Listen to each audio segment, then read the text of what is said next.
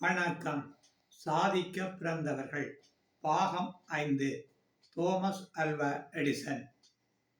உங்கள் பிள்ளையின் செயற்பாடுகளினை பார்க்கின்ற பொழுது இவர் ஒரு புத்தி குறைபாடு உடையவர் போல் இருக்கின்றார். எனவே இவருக்கு எம்மால் கற்பிக்க முடியாது. இனி இவரை பாடசாலைக்கு அனுப்ப வேண்டாம் என ஒரு ஆசிரியர் கடிதத்தில் எழுதி மாணவனிடம் கொடுத்து விடுகின்றார். இதனை உன் தாயிடம் கொடு என்று சொல்லி. அந்த கடிதத்தை பார்த்த தாய் அதிர்ந்து போகின்றார். அந்த பிள்ளை, அம்மா, கடிதத்தில் என்ன எழுதியிருக்கின்றது என கேட்கின்றார். அதற்கு அந்த தாய், உன்னுடைய கெட்டித்தனத்திற்கும் புத்திசாலித்தனத்திற்கும் பள்ளியில் படிப்பிப்பதற்கு ஏற்ற வசதி இல்லை என்று எழுதியிருப்பதாக கூறிவிட்டு அவர் புத்தகங்களை வாங்கி அந்த பிள்ளைக்கு கொடுக்கின்றார். வீட்டிலிருந்து அந்த பிள்ளை புத்தகங்களை கற்கின்றார். பின் நூல் நிலையங்களுக்கு சென்று தனக்கு வேண்டிய புத்தகங்களை தேர்ந்தெடுத்து கற்கின்றார்.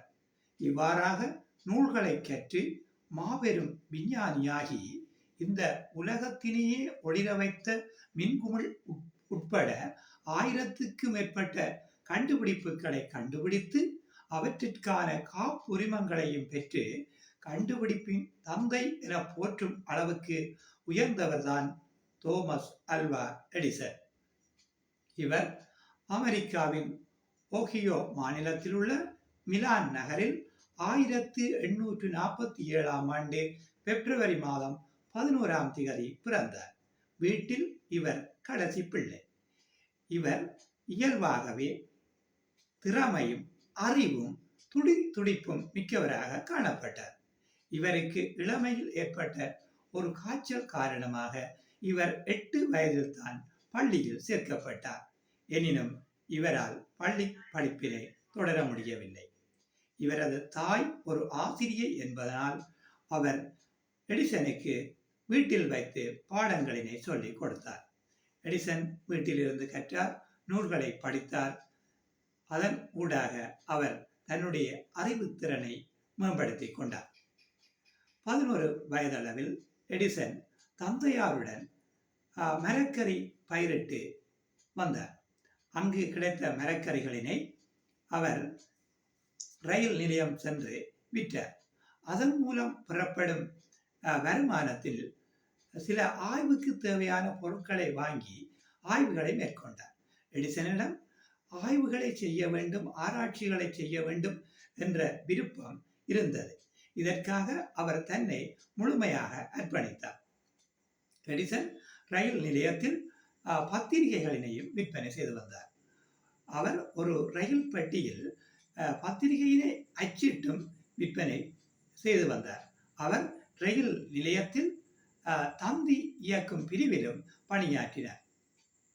அந்த தந்தி இயக்கும் பிரிவில் பணியாற்றிய பொழுது அந்த தந்தி சேவையில் காணப்பட்ட சில குறைபாடுகள் இவருடைய எண்ணத்தை தொட்டது.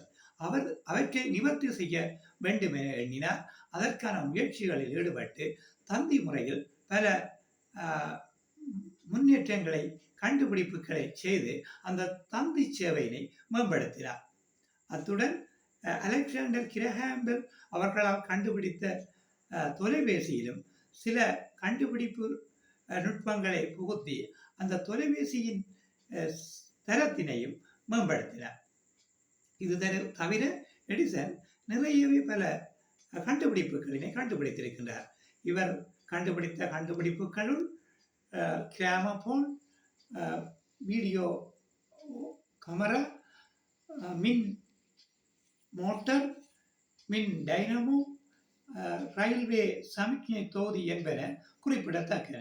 எனினும் எடிசனை உலகுக்கு அறிமுகப்படுத்தியது அவர் கண்டுபிடித்த மின்குமிழ் தான்.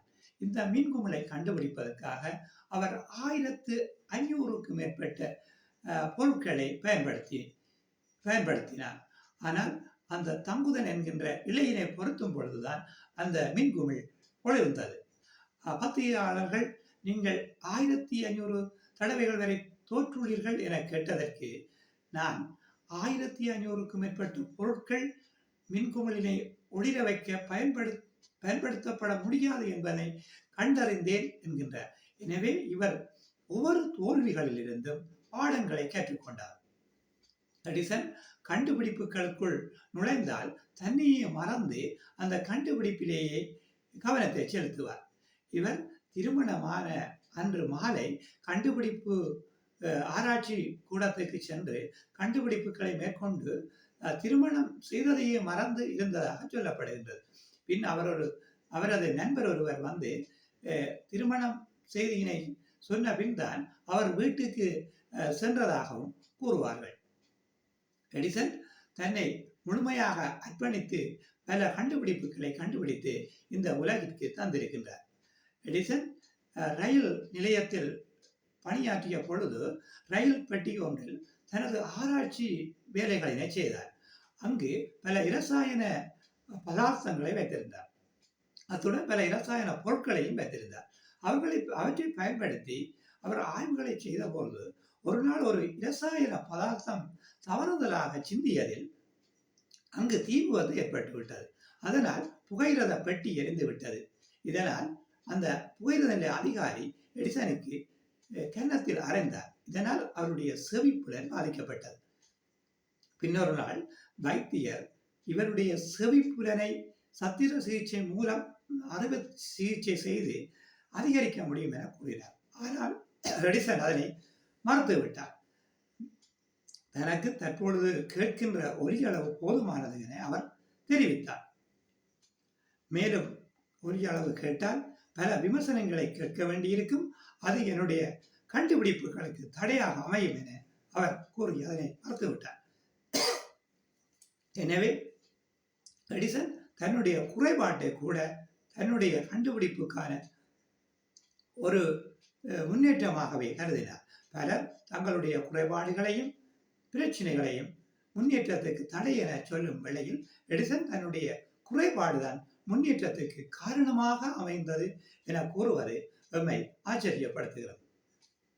இவ்வாறாக பல கண்டுபிடிப்புகளை கண்டுபிடித்த எடிசன் தனது 84வது வயதில் 1931ஆம் ஆண்டு அக்டோபர் மாதம் 18ஆம் தேதி காலமானார்.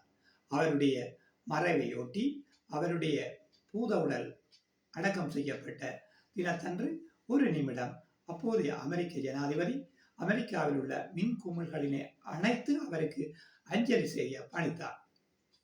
இதனால் அவர் அடக்கம் செய்த நேரம் அமெரிக்கா ஒரு நிமிடம் இருளில் மூழ்கியது. எடிசன் மறைந்தாலும் அவருடைய கண்டுபிடிப்புகளால் அவர் என்றுமே வாழ்ந்து கொண்டிருக்கிறார். எமது வீட்டில் இருக்கின்ற ஒவ்வொரு மின்குமிழ்களும் எடிசனின் பெயரை என்றும் எமக்கு சொல்லிக் கொண்டுதான் இருக்கும். நன்றி.